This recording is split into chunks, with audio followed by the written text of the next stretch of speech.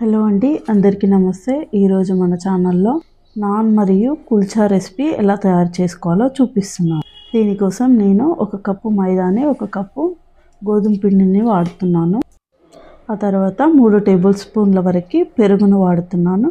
ఆ తర్వాత 1½ tablespoon వరకు షుగర్, 1½ టేబుల్ స్పూన్ వరకు yeast, 1 teaspoon baking powder, కావాల్సినంత ఉప్పును కూడా యాడ్ చేసుకొని 1 టేబుల్ స్పూన్ ఆయిల్ వేసుకొని స్మూత్గా పిండిని కలుపుకోవాలి.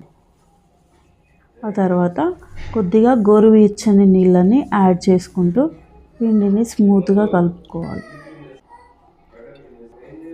ఈ పిండిని ఎంత స్మూత్గా కలుపుకుంటే మనకు పరోటా కానీ నాన్ కానీ అంత పర్ఫెక్ట్గా వస్తుంది. దీనిని ఇలా బాగా స్ట్రెచ్ చేస్తూ 10 నుంచి 15 నిమిషాల వరకు బాగా కలుపుకోవాలి. ఆ తర్వాత 1 గంట పాటు దీనికి రెస్ట్ ఇవ్వాలి. 1 గంట సేపటి తర్వాత పిండి కాస్త రేజ్ అవుతుంది, డబుల్ సైజ్కి వస్తుంది.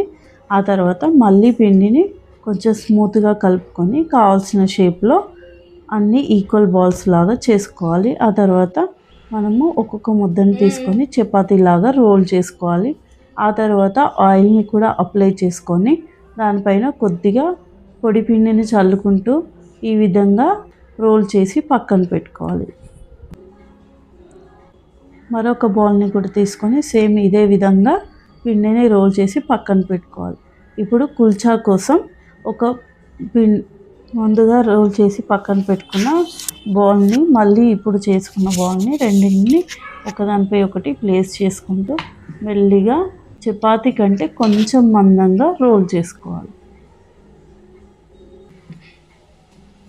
ఆ తర్వాత మిగిలిన బాల్స్ని కూడా ఇదే విధంగా చేసుకోవాలి. నాన్ కోసం అయితే 1 రోటీ సరిపోతుంది. ఇలా ప్రిపేర్ చేసుకున్న తర్వాత దానిపైన కొద్దిగా కొత్తిమీర, కలోంజీ సీడ్స్ ఉంటే అవి కూడా వేసుకోవచ్చు. ఆ తర్వాత దాన్ని బ్యాక్ సైడ్ తిప్పుకొని పూర్తిగా వాటర్ అద్దుకొని బాగా వేడి చేసిన పెనం పైకి వేసుకొని కాల్చుకోవాలి. దాన్ని ఉల్టా తిప్పి మళ్ళీ పైన కాల్చుకోవాలి. ఆ తర్వాత ఇదే విధంగా మిగిలిన పిండిని కూడా ఇలాగే చేసుకొని పక్కన పెట్టేసుకోవాలి. అంతే అండి, సింపుల్గా ఇలా తయారు చేసుకోవచ్చు. ఇదే విధంగా మిగిలిన చపాతీలను కూడా ఇదే విధంగా చేసుకొని పక్కన పెట్టేసుకోవాలి. అంతే అండి.